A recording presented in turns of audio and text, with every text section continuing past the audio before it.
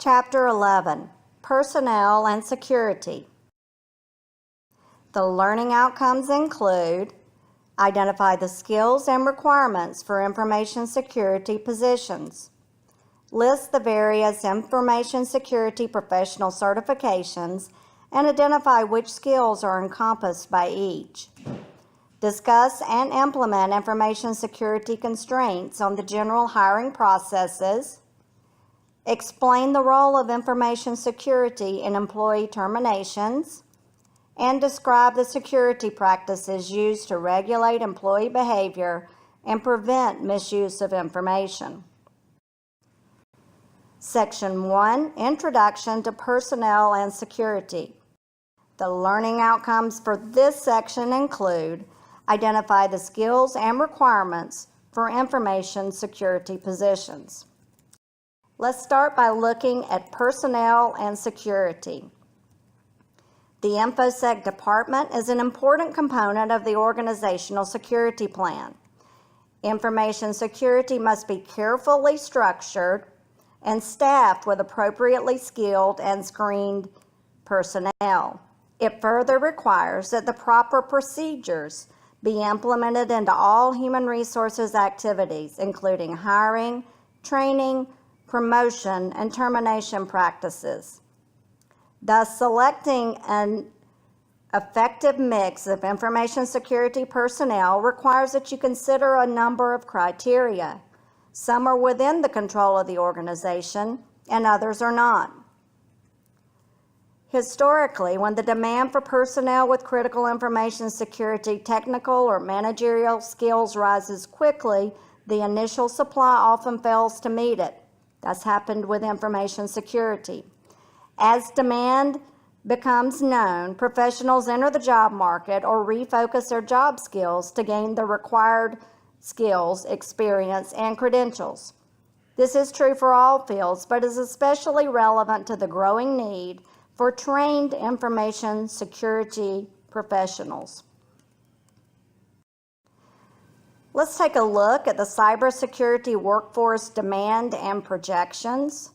The 2015 Global Information Security Workforce Study projects that the global workforce needs 1.5 million more cybersecurity professionals to accommodate the shortfall by 2020. More than half of IT professionals found a lack of qualified information security professionals, saying that only 25% of applicants met the necessary qualifications. Current cybersecurity professionals are viewed as unable to understand the business, lacking technical skills, and lacking communication skills. Clearly, we have gaps to fill.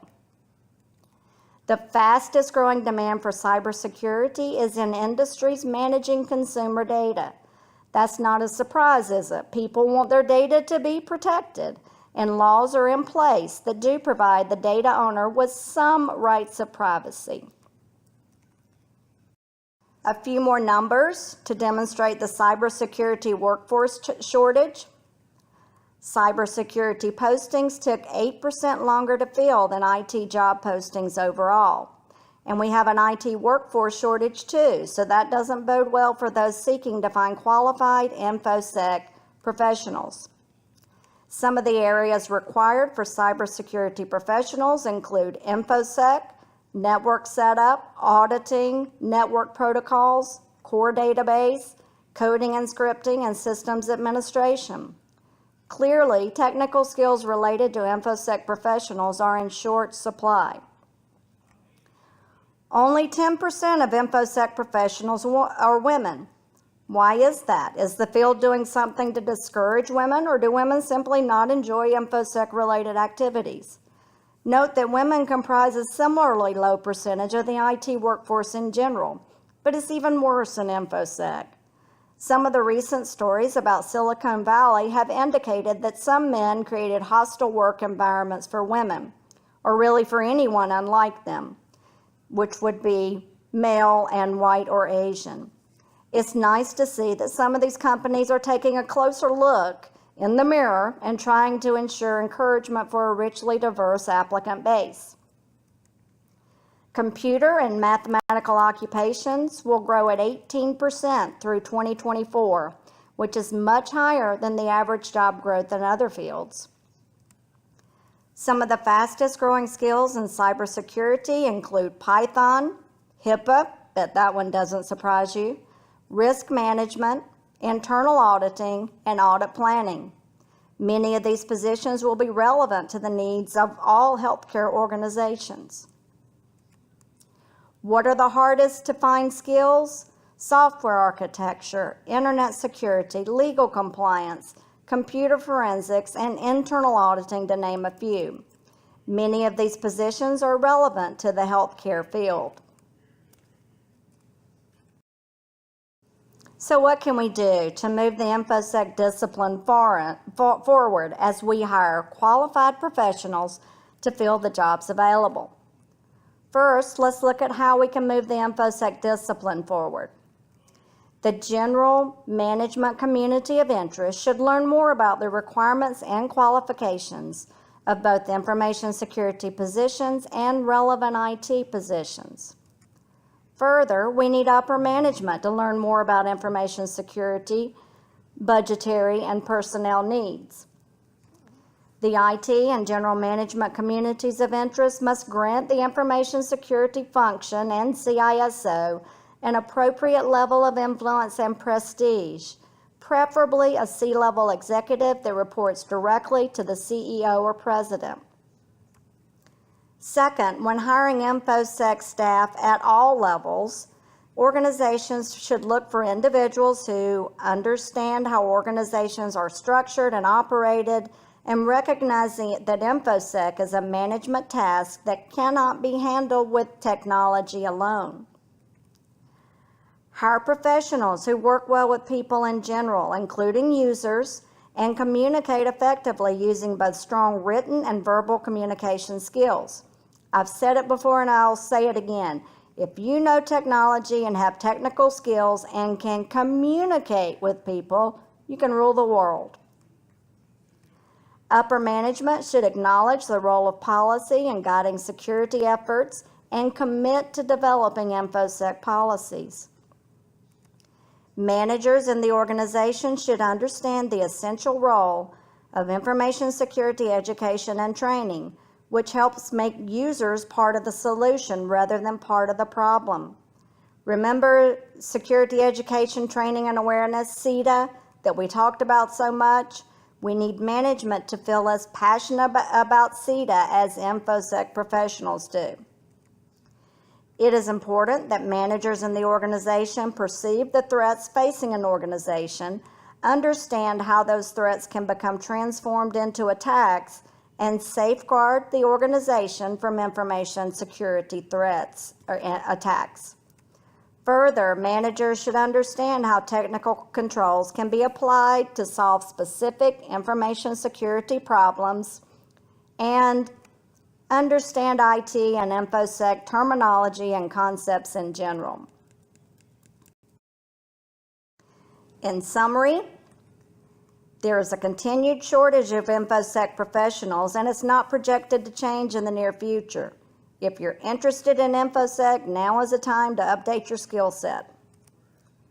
Infosec professionals must possess technical and non-technical skills. If you're technically competent and can communicate with business, you can do anything you want to do in Infosec.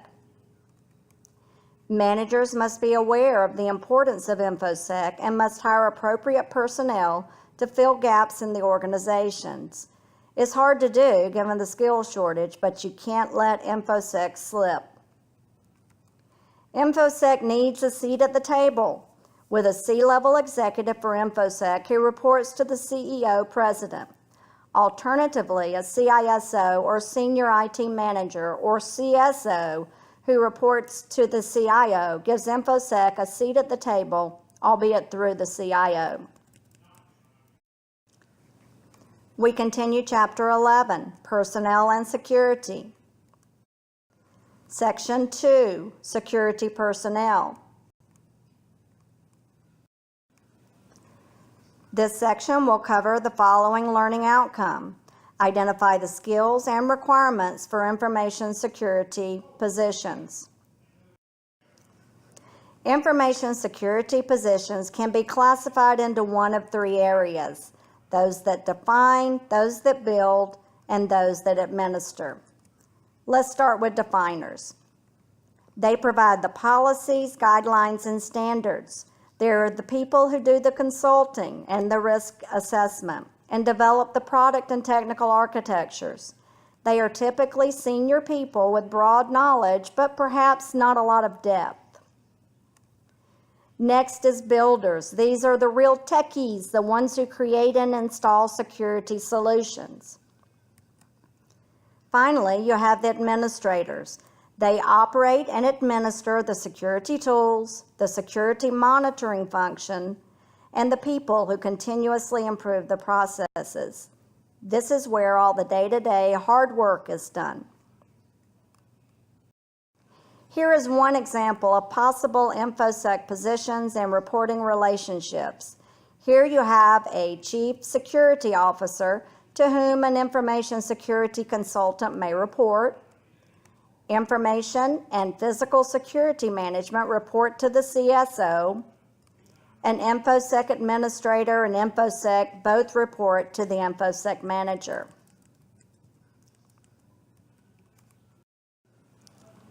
The Chief Information Security Officer, or CISO, is typically considered the top information security officer in the organization. Often the CISO is not an executive level position and frequently reports to the CIO unless the organization employs a CSO. In that case, the CIO must take on Infosec and make sure that the other C-level managers understand the importance of securing organizational data. Although CISOs are business managers first and technologists second, they must be conversant in all areas of information security, including technology, planning, and policy. The most common qualifications for the CISO include the Certified Information Systems Security Professional, CISSP, and/or the Certified Information Security Manager, CISM, and/or equivalent experience in education. A graduate degree in business, technology, criminal justice, or another related field is usually required as well. A candidate for this position should have experience in security management as well as in planning. Want to have a long and fruitful career as a CISO? Well, in addition to taking on the roles and responsibilities already mentioned, CISOs should practice the following key principles to shape their career.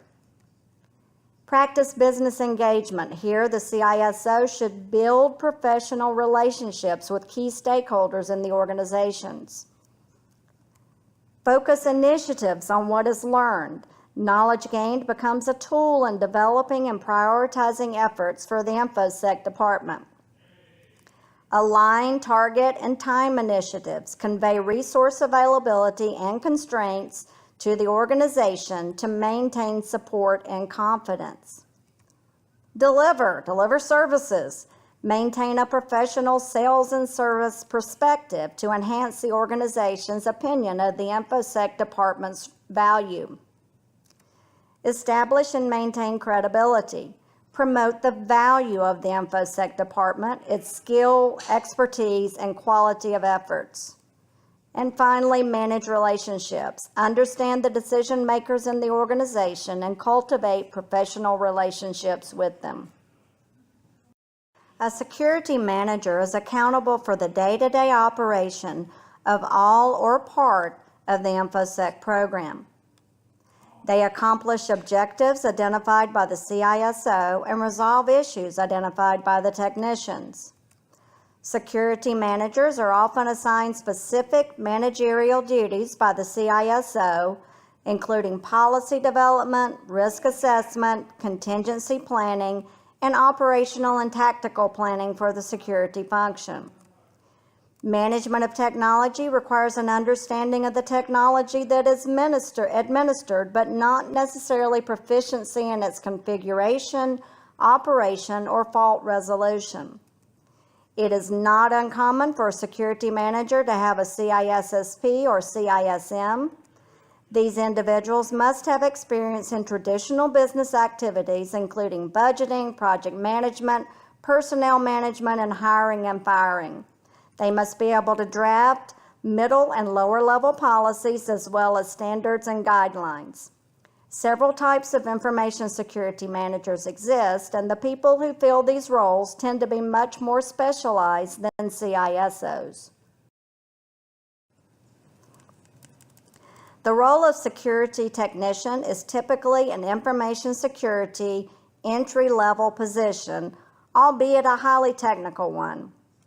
A security technician is a technically qualified individual who may configure firewalls and intrusion detection and protection systems, implement security software, diagnose and troubleshoot problems, and coordinate with systems and network administrators to ensure that security technology is properly implemented. Like network technicians, security technicians tend to be specialized, focusing on one major security technology group and then further specializing in a particular software or hardware package within the group. The technical qualifications and position requirements for a security technician, like any position, vary depending on the circumstances. Organizations typically prefer expert, certified, proficient technicians, of course. Job requirements usually include some level of experience with a particular hardware and software package. Sometimes familiarity with a particular technology is enough to secure an applicant in an interview. However, experience using the technology is usually required. To summarize this section, there are three types of information security positions. Definers provide top-level guidance. Builders are the techies who create the technical Infosec solutions, and administrators manage the day-to-day Infosec operations. Although some organizations have created a true C-level security officer, many CISOs or CISOs lack true C-level power and authority typically associated with those executives. Instead, the CISO or CSO often reports to the CIO, who reports to the CEO president. CISOs, security managers, and security technicians are several positions that continue to show growth and demand for qualified individuals without a corresponding growth in supply. So if you ever thought about being an Infosec professional, now may be your time. We continue Chapter 11, Personnel and Security. This is Section 3, Security Certifications. The learning outcomes for this section include: list the various information security professional certifications and identify which skills are encompassed by each. Many organizations rely to some extent on recognizable professional certifications to ascertain the level of proficiency possessed by any given candidate. Because some certification programs are relatively new, their precise value is not fully understood by most hiring organizations. The certifying bodies work diligently to educate their constituent communities on the value and qualifications of their certification recipients, but employers struggle to match certifications to position requirements, while information security workers try to determine which certificate programs will help them in the job market. The International Information System Security Certification Consortium, or ISC squared, offers security certifications, including the most popular Infosec certification, the Certified Information Systems Security Professional, CISSP. CISSP has further concentrations, including ISSAP for architecture, ISSEP for engineering, and ISSMP for management. System Security Certified Practitioner, or SSCP. Certified Secure Software Lifecycle Professional, or CSSLP. Newer certifications include Certified Cloud Security Professional, Certified Authorization Professional, Certified Cyber Forensics Professional, Healthcare Information Security and Privacy Practitioner. Clearly, this certification is of interest to healthcare organizations. Time will tell its value to those who seek to hire information security professionals in the healthcare industry. And finally, there is an associate of ISC squared. Let's look more closely at the CISSP. The CISSP is considered one of the most prestigious Infosec certifications recognized by managers, executives, and C-level leaders in the organization. Completing the CISSP demonstrates mastery of a common body of knowledge, or CBK, including security and risk management, asset security, security engineering, communications and network security, identity and access management, security assessment and testing, security operations, and software development security. Completing the CISSP is a significant accomplishment and indicates a certain level of skill. If you want a certification to demonstrate that you are CISO caliber talent, then the CISSP is the most widely recognized designation across organizations and even worldwide. The System Security Certified Practitioner. It's more applicable to the entry-level security manager than a technician, as the bulk of its questions focus on the operational Infosec. The SSCP focuses on practices, roles, and responsibility as defined by experts from major IS industries and covers 7 domains: access control, cryptography, malicious code and activity, monitoring and analysis, networks and telecommunications, risk response and recovery, and security operations and administration.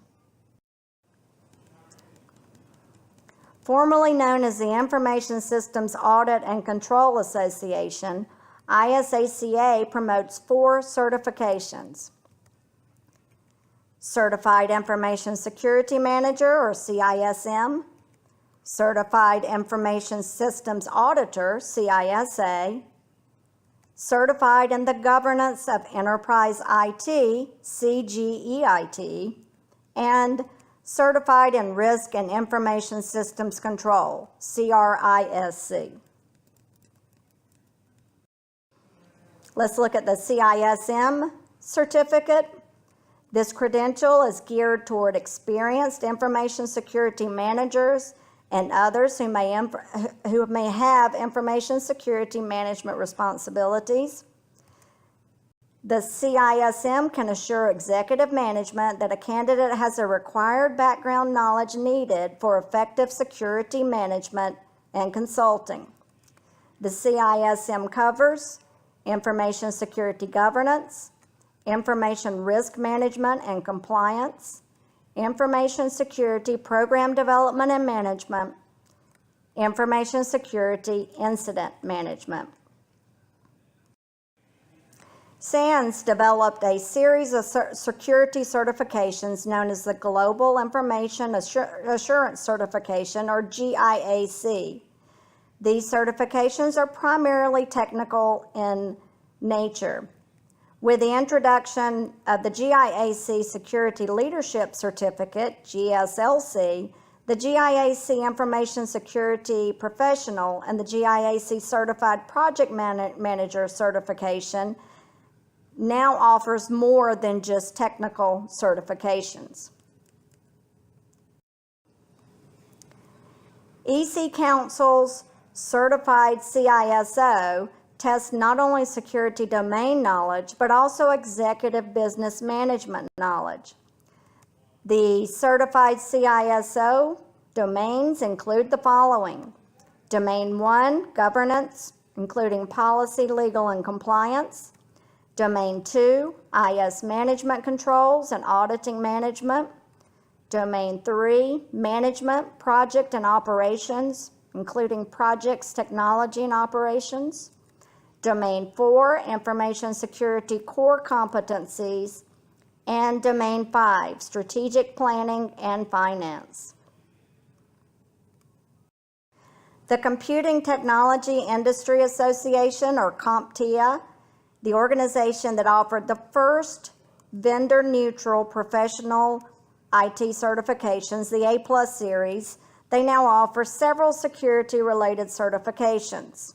Security Plus, Mobile Application Security Plus, CompTIA Advanced Security Professional. If we look at Security Plus, it covers 6 areas. 1, network security, 20%. 2, compliance and operational security, 18%. 3, threats and vulnerabilities, 20%. 4, applications, data, and host security, 15%. 5, access control and identity management, 15%.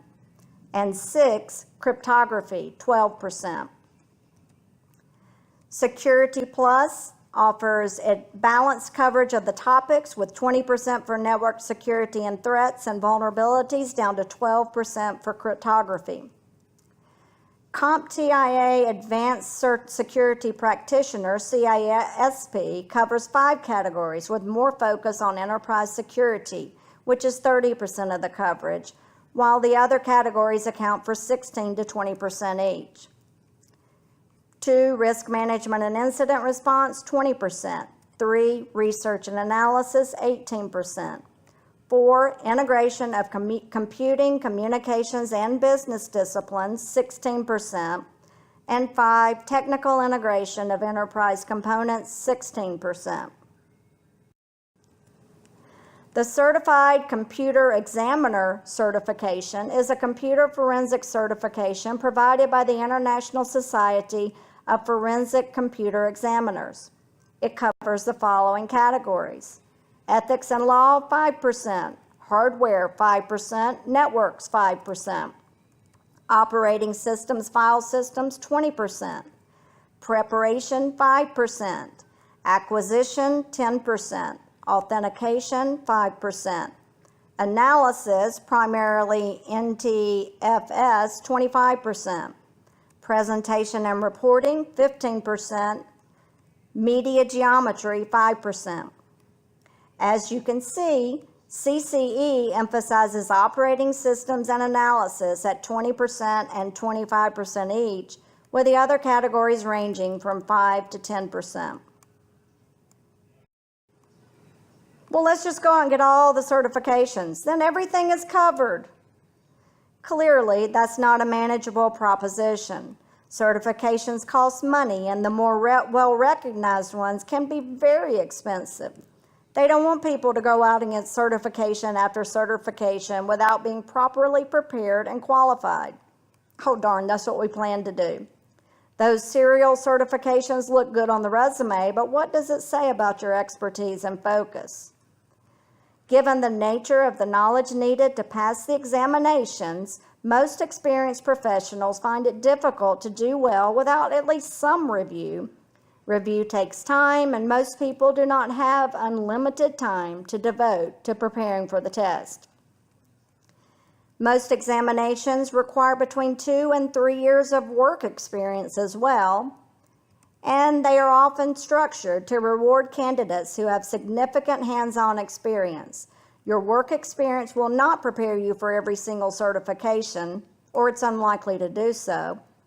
And that's the point of certifications, to prove your expertise in a defined area of knowledge. You don't know everything, but you know a lot about the area that you were tested on. In summary, numerous certification options are available to demonstrate expertise in information security. Choose the certificates that are appropriate to your interest and background, and the ones that are valued by your current organization or other organizations where you would like to work. While CISSP is the most widely recognized and respected information security certification, others are beneficial as well. CISM, for instance, is geared toward information security managers, while System Security Certified Practitioners, SSCP, may be the better choice for someone seeking to demonstrate entry-level information security knowledge. There is no consensus yet across organizations and information security professionals on the right certification to select. A person holding a certificate may be less qualified than someone without a certificate. Proper human resources policy should assist in finding the right fit for open Infosec positions. Certifications are meaningful because they are not easy. They require substantial investments of time and money along with relevant expertise. That's where the value of certifications lie, however. If it was easy, everyone would do it. We continue Chapter 11, Personnel and Security.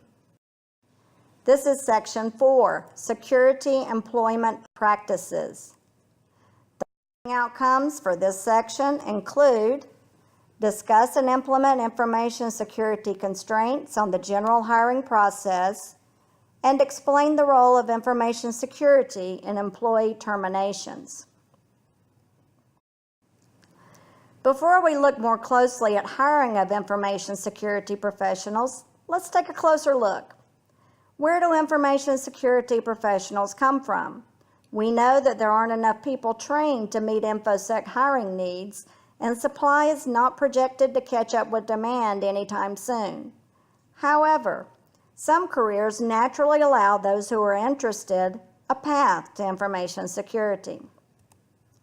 Military personnel may be trained in development, enforcement, and education regarding the management of data, whether it's classified, top secret, or unclassified. Military retirees may be young with many years of work experience in their future, and it might be a nice fit with those who are hiring information security professionals.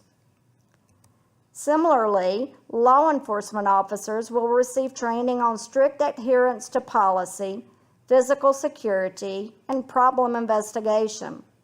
If they join the force at a young age, they may also have many years of work experience left, and a natural fit with your organization may present itself. Sometimes information technology workers will naturally gravitate toward security.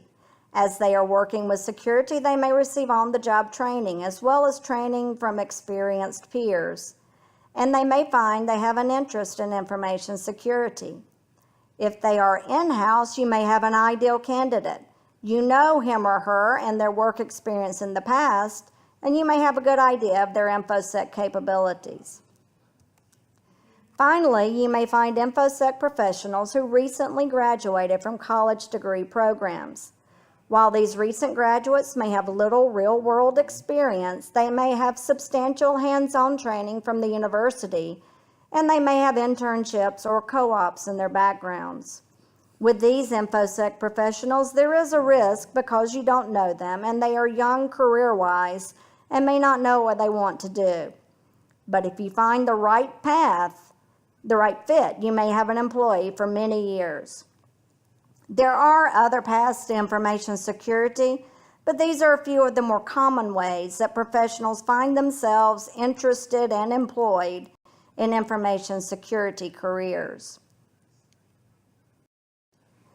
The general management community of interest should integrate solid information security concepts across all the organization's employment policies and practices.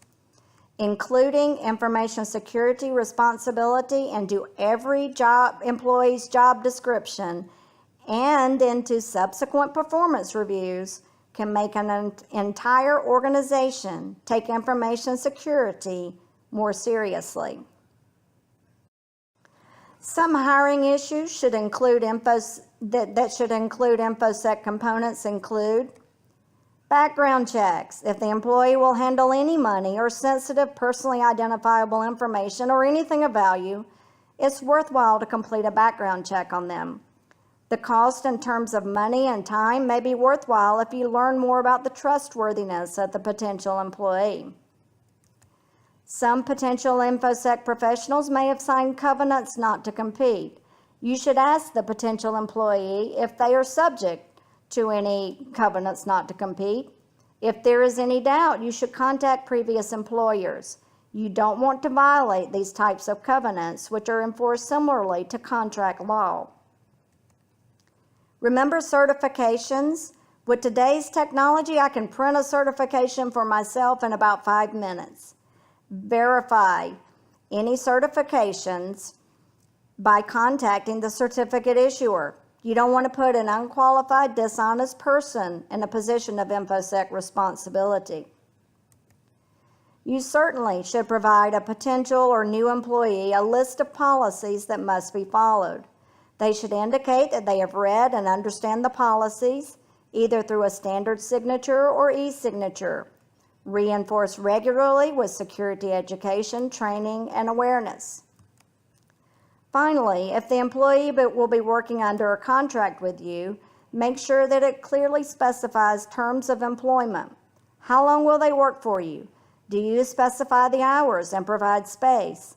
Are they allowed to work for competitors at the same time as you or after the contract ends? Be clear and specific and alert the employee to their responsibilities. What about other hiring issues? Information security doesn't need to be involved with all hiring, does it? Well, actually it does. When job descriptions are posted, organizations should omit elements of the job description that describe access privileges. When interviews are conducted, in general, information security should advise human resources to limit the information provided to the candidates that describe the access rights of the position. Further, when an interview includes a site visit, the tour should avoid secure and restricted sites because the visitor could observe enough information about the operations or information functions to represent a potential threat to the organization. A background check should be conducted before the organization extends an offer to any candidate, regardless of job level. Once a candidate has accepted a job offer, the employment contract becomes an important security instrument. Job candidates can be offered employment contingent upon agreement, whereby they are not offered a position unless they agree to the binding organizational policies. New employees should receive, as part of their orientation, an extensive information security briefing. Finally, organizations should conduct periodic security awareness and training activities to keep security at the forefront of employees' minds and minimize employee mistakes. Common background checks should be conducted for all new employees to understand liability and identify potential problems before they become new hires. Identity checks, education and credential and certification checks, along with verification of previous employment and verification of any potential covenants not to compete, should be conducted. References should be checked when previous employment is verified. Public records will allow you to access motor vehicle records and will alert you to outstanding parking and/or minor traffic offenses, as well as any arrest for use of illicit drugs or moving vehicle violations involving alcohol. Credit history and credit rating, as well as civil and criminal court history, should also be investigated. The more you know about your potential employee, the more likely you will be able to make a good match, and that's good for both employee and employer. Every one of these background checks is not necessarily required for every position, but should be considered. To heighten information security awareness and change workplace behavior, organizations should incorporate information security components into employee performance evaluation. We've mentioned that several times already, but it is worthy of reinforcement. The only way to get employees to follow information security policy is to reinforce it regularly through performance evaluations. Employees pay close attention to job performance evaluations, and including information security tasks in them will motivate employees to take more care when performing those tasks. When an employee leaves an organization, whether it's their choice or the organization's choice or mutual, the following tasks must be performed or at least considered. Disable the former employee's access to the organization's systems must be disabled. The former employee must return all removable media. The former employee's hard drives must be secured. File cabinet locks must be changed. Office door locks must be changed. The former employee's key card access must be revoked. The former employee's personal effects must be removed from the premises. The former employee should be escorted from the premises once keys, key cards, and other business property have been turned over. In addition to performing these tasks, many organizations conduct an exit interview to remind the employee of any contractual obligations such as non-disclosure agreements and to obtain feedback on the employee's tenure in the organization. What about when the employee leaves, but it's a hostile departure? Hostile departure is usually involuntary and includes termination, downsizing, laying off, or quitting. With this type of departure, security cuts off all logical keys and access before the employee is terminated. When the employee reports for work, they are escorted into the supervisor's office and then escorted to his or her office cubicle, or personal area to collect personal effects under supervision, or inform their personal property will be sent to them. The employee is asked to surrender all keys, key cards, and other organizational identification and access devices, PDAs, pagers, cell phones, and all remaining company property, and is then escorted from the building. Friendly departures may be treated differently at the discretion of the employer. Many times, an employer treats all departures the same. With a friendly departure, the employee may have tendered notice well in advance of the actual departure date. Friendly departures do make it more difficult for security to maintain positive control over the employee's access and information usage. If it's friendly and the employer chooses to do so, they may allow accounts to continue with a new expiration date, or you may even allow the employee to keep an email account after retirement, for instance, if desired. The employee is allowed to leave at will and may collect belongings and leave without an escort. The employee is asked to drop off all organizational property before departing.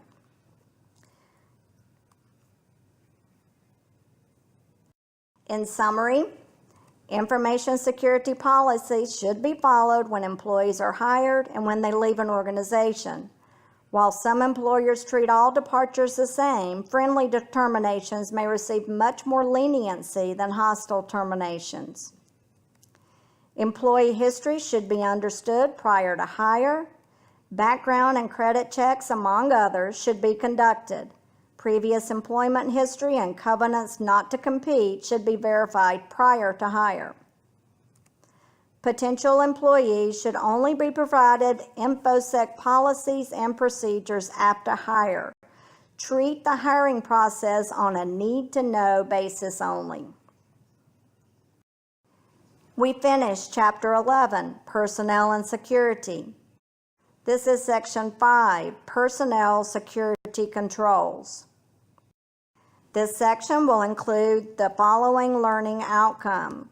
Describe the security practices used to regulate employee behavior and prevent misuse of information. It's good business practice to implement personnel security controls. Much like auditors may review each other's work, two-person control allows team members to review each other's work. Separation of duties ensure that no one person has complete responsibility for an important task. Each team member does his or her part and then is passed along. You must have a need to know to follow the entire process. Job rotation is another control used to prevent personnel from misusing information assets. Job rotation requires that every employee be able to perform the work of at least one other employee. It also provides backup to employers. If that approach is not feasible, an alternative is task rotation, in which all critical tasks can be performed by multiple individuals. Both job rotation and task rotation ensure that no one employee is performing actions that cannot be knowledgeably reviewed by another employee. For similar reasons, each employee should be required to take a mandatory vacation of at least 1 week per year. They won't see me arguing over that. This policy gives the organization a chance to perform a detailed review of everyone's work while they're out of the office. Finally, another way to minimize opportunities for employee misuse of information is to limit access to information. That is, employees should be able to access only the information they need and only for the period required to perform their task. This idea is referred to as a principle of least privilege. Organizations are required by law to protect sensitive or personal employee information, including personally identifying facts, such as employee addresses, phone numbers, social security numbers, medical conditions, and even names and addresses of family members in some cases. This responsibility also extends to customers, patients, and anyone with whom the organization has business relationships. While personnel data is in principle no different than other data that information security is expected to protect, certainly more regulations cover its protection, and we have to ensure that we address the regulations. Many individuals who are not regular employees may have access to sensitive organizational information. Relationships with individuals in this category should be carefully managed to prevent threats to information assets from materializing. These employees have little allegiance to your organization, and you don't want them walking out with important information assets. Because temporary workers are not employed by the organization for which they're working, they may not be subject to the contractual obligations or general policies that govern other employees. Unless specified in its contract with the organization, the temp agency may not be liable for losses caused by its workers. From a security standpoint, access to information for these individuals should be limited to only that which is necessary to perform their duties. While professional contractors may require access to virtually all areas of the organization to do their jobs, service contractors usually need access only to specific facilities, and they should not be allowed to wander freely in and out of buildings. In a secure facility, all service contractors are escorted from room to room and into and out of the facility. Any service agreements and contracts should contain the following regulations. This facility requires 24 to 48 hours notice of a maintenance visit. The facility requires on-site personnel to undergo background checks. And the facility requires advance notice for cancellation or rescheduling of a maintenance visit. Consultants have their own security requirements and contractual obligations. They should be handled like contract employees with special requirements such as information or facility access requirements being integrated into the contract before they're given free access to the facility. And just because you pay security consultants, it doesn't mean that protecting your information is their number one priority. Always remember to apply the principle of least privilege when working with consultants. Businesses sometimes engage in strategic alliances with other organizations to exchange information, integrate systems, or enjoy some other mutual advantage. A prior business agreement must specify the levels of exposure that both organizations are willing to tolerate. In particular, security and technology consultants must be pre-screened, escorted, and subjected to non-disclosure agreements to protect the organization from intentional or accidental breaches of confidentiality. If the strategic partnership evolves into an integration of the systems of both companies, competing groups may be provided with information that neither parent organization anticipated. Thus, non-disclosure agreements and covenants not to compete are an important part of any such collaborative effort. The level of security of both systems must be examined before any physical integration takes place, as system connection means that vulnerability on one system becomes vulnerability for all linked systems. To summarize, Infosec professionals should assist in development of personnel policies that encourage separation of tasks, audits or checks to ensure compliance, and regular feedback to all employees on Infosec policies. With Infosec temporary workers, it is important to have policies in place which minimize their access on a need-to-know basis only. When contract workers need to visit information-sensitive areas, policies must be in place to allow them to request admission and be escorted through the facility the entire time they are present.